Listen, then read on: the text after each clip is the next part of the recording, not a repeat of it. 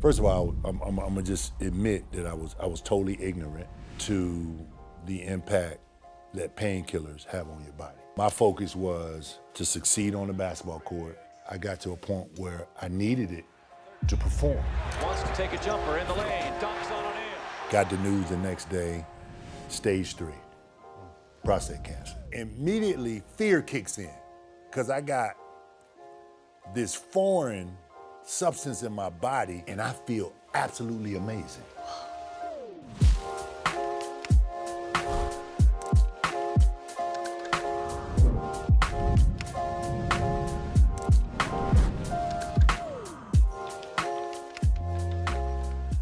Welcome to Health is Wealth, where we explore the intersection of athletic excellence and personal well-being. I'm Dr. Myron Rolle. Today, we are incredibly honored to have a true legend with us, an NBA Hall of Famer whose impact extends far beyond the basketball court, Alonzo Mourning.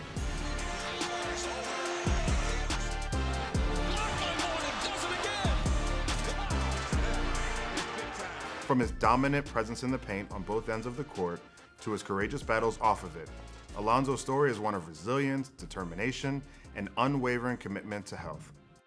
Alonzo, thanks for joining us at Health is Wealth. Yes, thanks for having me, brother. Appreciate it, brother. Yeah, Definitely. really appreciate it, Doc. Yes, sir. And thank you for your contributions, and I admire your transition from sport to the medical field and making a difference there. It's important that we, especially as men, black men, are able to see people that look like us in that field. It helps us to be a little bit more comfortable with going to the doctor and asking the questions, the uncomfortable questions, So thank you for the transition. I appreciate that, man. Yeah. I wanted to get into your story, a little bit of bio and a little bit of early life and college as well. So from day one, It seems like you've always been at the top of the class as far as basketball is concerned. Take me through some childhood moments that helped you fall in love with the game of basketball. The first one that stands out was at 8 years old, my father put this ABA, red, white, and blue, Dr. J basketball in my hand, coming from Norfolk, Virginia. And the Virginia Squires was the team that Dr. J played on. And I was born and raised in Norfolk, Tidewater, Chesapeake area. Some great athletes come out of there. Incredible athletes. William Fuller, Bruce Smith, AI, J.R. Reed, Mike Joe Vick, Smith, right? Michael Vick. Yeah. I mean, the list goes on. Yeah. So, and a lot of entertainers come out. Pharrell, Missy Elliott, Timberland, So anyway, it was a very vibrant, we call it the Seven Cities, and very vibrant sports town. All I wanted to do is be outside. I wanted to play football, I wanted to play basketball. My dad put that ball in my hand at age 8. That's what ignited my drive to want to play the game, because I wanted to be outside with my friends, and I know that was the way to do it. It's amazing how times has changed. And then coming up, you were pre-social media, pre-internet, all that stuff, but you were definitely got a lot of attention in high school as one of the top players in the country. How did you deal with that sort of attention? It was overwhelming. It really was. My foster mom, retired school teacher, very faith-based woman, and a very giving woman. She instilled all of these qualities in me, and she taught me how to be humble and understanding that, these blessings are used to bless others. And I really didn't understand that until I got much older, and then I went through this process of playing the game of basketball at a high level and being exposed to so many different places outside of my environment where I grew up in, which accelerated my growth in my basketball career, because I was playing against different talent all over camps and talent, and I had a gentleman by the name of Boo Williams, and then my high school coach, Bill Lassiter. They made it a concerted effort to make sure that they exposed me and my teammates, my high school teammates, to all these different talent. And then through that, we grew, we got stronger, and we became a very, very good powerhouse high school team. I was chosen to be in the Sports Illustrated. I was the top sophomore. I was in the first time I had ever been to New York. Me and my high school coach, They put us on a plane. We went to New York. Sports Illustrated brought us there. I knew it was for real when they labeled me the top sophomore in the country. And I was like, oh, I got a target on my back now. So everybody that I play against, they coming after me. Right. Having that target on your back, I mean, knowing every time you go down to the court, there's going to be somebody who wants to prove themselves against you, wants to try to increase their rankings. Yeah. Did your mindset change each game? Like, I can't take a day off, right? I can't not be 100%. Yeah, well, you know what? It was already ingrained in me just based on my growth in, what I had gone through as a kid. Mother and father divorced at age 12, separated, went through the foster care system, stayed in a group home for a year before I got picked up by Fannie 3, who fostered 49 kids in her lifetime, so I was one of those 49 kids. God bless her. And God, yes, sir, she was an angel on earth, and she gave me an opportunity, when she took me in at age, right before I turned 13, and she told me, she was like, whatever happened in the past, that's in the past. Yeah. She said, we starting a new chapter today, and she's like, we're gonna walk this thing together. And she held my hand through this process of maturation and growing into a young man, through discipline, through love. She's the reason why I'm sitting here talking to you today. But I always had coaches and teachers to kind of pull me back in line, making me responsible for my actions and things of that nature, not wanting to let them down, So one of the things that kind of stand out, I was a junior and I received high school basketball player of the year in Tidewater, which is a big deal because it's 7 cities right there, and I got the player of the year with all those schools. I got player of the year in sports, So there's a banquet that you go to, okay? It's a banquet. You go to this banquet, and you have to dress the part. You receive your award. My high school coach, my JV coach, my junior high school coach, they all solicited all the teachers in the junior high school, middle school, and the high school, and got money from them to buy me a suit jacket. So I never, ever forgotten that. And I understand, man, first of all, it takes a village to raise a child. Yeah. It does. You can't just leave it to the responsibility of parents. Yeah, there's a lot of parents that do their part, but it takes other people, contributing and making sure that these kids stay on the straight and narrow because they're not with their parents all the time. And I was very fortunate from that perspective. Now I kind of look back at those moments like that and I say, this is why I do what I do. It wasn't basketball what I was put here for. It was to help change other people's lives through the contributions that I was given. Because I'm here because of other people's contributions. Yeah. And take me through the late John Thompson. Yeah. The impact he had on your life as a high school student, then going into college. And I mean, growing up, I'm sure a lot of people told you this, I thought Georgetown was an HBCU. Yeah, I mean, I was like, everybody was black. And I was like, and I come to find out, they're like, oh, no, this is not. And I was like, really? Yeah. But take me through that time in college with him. 4 of the best years of my life. Awesome. By far. Yeah. Because there was so many learning experiences for me during that time to help with my growth and maturation. And outside of that, I got a world-class education at a very prestigious, globally respected school. Absolutely. Yeah. Long and short of it, John Thompson was not just my basketball coach, he was like a second father to me. Yeah. Truly, hands down. He treated every one of his players as his kids. And his gymnasium was cut off to the media, and he got a lot of criticism for that.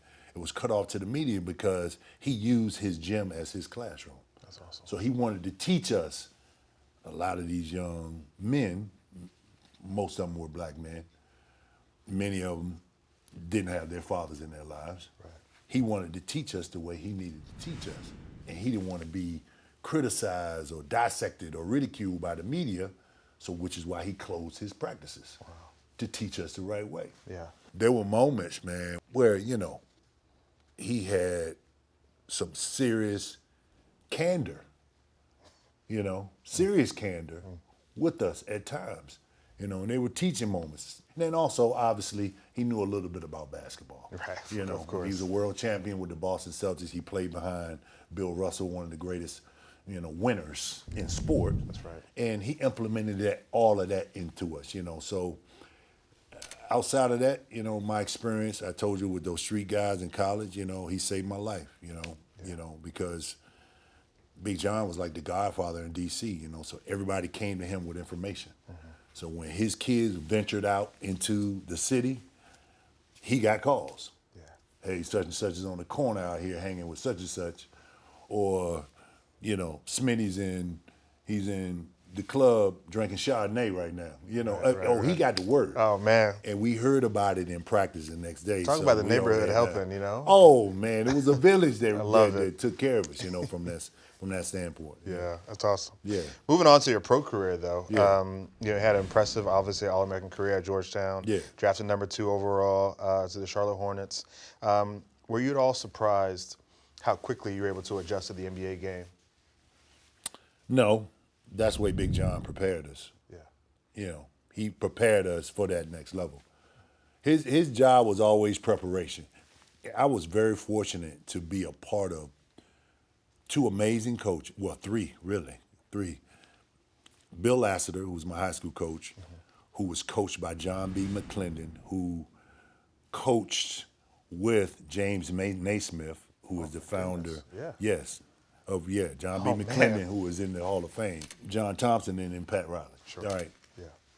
All of them had so many different similarities, but the one thing that stood out with all of them that they shared that was very similar was they value preparation. They hated not being prepared. Yeah. That's a lesson that not only transcends basketball, you can use that at any part of your life. Oh, totally. So during the summertime, we would play against me, Kimbe, and Patrick. We would come back to Georgetown in the summertime, and we would play against all the young guys because we knew that that's where the great runs were, in McDonough up on campus. Yeah. So as a freshman, I was playing against Patrick Ewing, and he was an all-star in the NBA. He was coming back. And then I was playing against the Kimbe, God rest his soul, my brother. And then I was playing against all these other pros he would invite from D.C. to come back and play. So when I got to the league, I was like, this is going to be a breeze. Yeah. I mean, my first year, I averaged 20, 10, and 3 blocks a game. Come on. Talk to him, man. Yeah. So my rookie, and I stayed 4 years, and I could have left early. Yeah. I could have left after my freshman year. I led the country in blocks my freshman year. But, I promised Miss Threet, who is, again, she's a retired school teacher, and I made a promise to her that I'd get my education. Kind of wanted to dive into a little bit of health and kind of talk about pain. Yeah. As a pediatric neurosurgeon, man, whenever I operate on children, I try to make sure that they don't leave the hospital on a bunch of pain medications to become reliant on it, right? They're young, they got their whole life to live. Yeah. You're playing 82 games a year or more, you're getting beat up, you're getting banged, you're bruised down there. Yeah. How did you look at your pain management then? How do you see it now? How do you sort of process it as an NBA player when knowing that this substance could be addictive, it could mask something that's really bothering you, and could be deleterious to your health down the line? Doc, that's an incredible question, and we could kind of talk all day about this. First of all, I'm gonna just admit that I was totally ignorant. Yeah. I was totally ignorant to the impact that painkillers have on your body. My focus was to succeed on the basketball court, to generate enough wealth or revenue to take care of my family, That was my focus. I had some serious tendonitis in my knee. Yeah. I needed something to calm it down. And then I started taking this prescription painkiller, and I tell you, man, I got to a point where I needed it to perform because of the hours I put in the weight room, all the things that I did to my body and how physical the game was back then in the 90s. you know. I mean, I was beat up, I was sore. That was my way of getting back on the court. Now I kind of look back on, you know, a lot of the health obstacles that had to face. And we can delve into that. I'm sure that you're going to ask me about the prostate cancer and the kidney disease and the transplant I've gotten. I do, and now through my journey and understanding that there are alternative ways of healing the body through diet and exercise, because foods can heal you and foods can kill you. But there's ways to adjust your diet to cut down the inflammation in your system. There's ways of you to do other activities as far as yoga and stretching to help you with muscle recovery as well. There's also natural supplements like bromelain, which is a pineapple extract. Stuff like that I didn't know about. Yeah. I didn't know about these things, you know, so I was just relied on Western medicine to get me through these challenges that I was facing with my body from that perspective. And then, you know, after a while, you know, the body says enough. Knowing what I know now, I'd probably still be playing right now. You know, because I would have had a certain diet regimen. You know, I would have been taking all these natural supplements, you know, helping people understand. I'm looking at 21 years now, by the grace of God, you know, post-transplant, going through that whole ordeal. And I think one of the reasons why I've been able to kind of keep this kidney as long as I have, you know, is because I made some serious adjustments in my body. That's fantastic. And I do want to touch on that, the focal segmental glomerulosclerosis, the Yep. kidney disease. Yeah, FSGS. Yes, sir, Yeah. FSGS. Just for our listeners, you know this, but just for our listeners, it's scarring of the kidneys and can cause protein buildup in the urine, edema and hypertension and all these sorts of things. 3 different types, as you know. You got the idiopathic, we just don't know where it comes from. Yep. Genetic. Which is what genetic. Yeah, exactly. Genetic. And black men actually have a gene mutation that makes them more predisposed to it as well. Very much so. Yeah. So your symptomatology, like how did you feel? How did you know that you had this disease? Lethargic. I had pitting edema in my legs where I just press and it just left a hole in my stayed there. leg. Yeah. It left a hole in my leg. When I went to the bathroom, I had foamy urine in the toilet, like a lot of foam. So my body was spilling so much protein because my kidneys weren't functioning well enough to get rid of it, you know. I didn't know what was going on, but the thing that I want to leave with your listeners is this. If I did not get a routine physical, I would have ignored it and kept going. Come on. Yeah. You understand? Absolutely. So what I'm trying to help you all understand is that when you're driving and the check engine light comes on, okay, you take your car in to get it fixed. Otherwise, your ain't gonna get to work. You know, your car gonna break down, you ain't gonna get to work, you know? So if you're walking around and you're constantly getting headaches, you see foam in the urine, you're feeling lethargic all the time, you have pitting edema, if you got all of this stuff going on, you got all these other signs and symptoms, your body is telling you something, go to the doctor. Go to the doctor, get a checkup. The problem with men, you mentioned men, you know, because I know a lot of men is going to be watching this, all right? And the Cleveland Clinic has a statistic that 60% of men don't go to the doctor and get annual physicals. 60% of men. That's a lot of men. That's millions and millions of men. And they don't go to the doctor until it's too late. Right. You know, the reason why they don't go to the doctor is because of, you know, financial reasons. They're embarrassed for whatever signs or symptoms they have, and they don't want to talk about these things with somebody else. Limited trust, right? I said that earlier. You did. I said that earlier. Sure they did. they don't have doctors that look like us. That's right. So they don't trust the medical system. They don't have doctors that look like us. So it's so many different underlying reasons why these guys don't go to the doctor. Men, there's people that rely on your existence. So you can't be that selfish enough to not go to the doctor and take care of yourself. You gotta do what you gotta do. If you live to be over the age of 60, you're fortunate enough to live to be over the age of 60, you're gonna have to deal with some type of prostate issue. That's right. 70%, that's a huge number. Yeah. we have to help men understand that you have to be active participants in your own health. Come on. You can't wait for nobody to do it for you. Can you say that again, brother? Yeah. Come on, man. That was fantastic. It's real. Yeah. Help men understand that you have to be active participants in your own health, Yes. and you can't wait for nobody to do it for you. That's right. You have to do it yourself. That's right. You know, your lifespan increases when you're able to catch a lot of these diagnoses early. Absolutely. I caught my prostate cancer early through a physical with a urologist. I was going to ask you about that. Yeah. Yeah, I caught my prostate cancer early because, and you know how I found out about this urologist? I was with a group of men about 5 years ago. Yeah. We were at an event, and it was a group of us. We were all chopping it up, talking about different things. And then one of the guys said, hey man, I got this amazing urologist. And I said, urologist? I grabbed my phone, what the hell is a urologist? I pulled up, I was like, damn, I haven't seen a urologist ever. Right. I haven't seen one. Yeah. You know, I mean, I go to my primary care physician, Right. but I've never seen a urologist.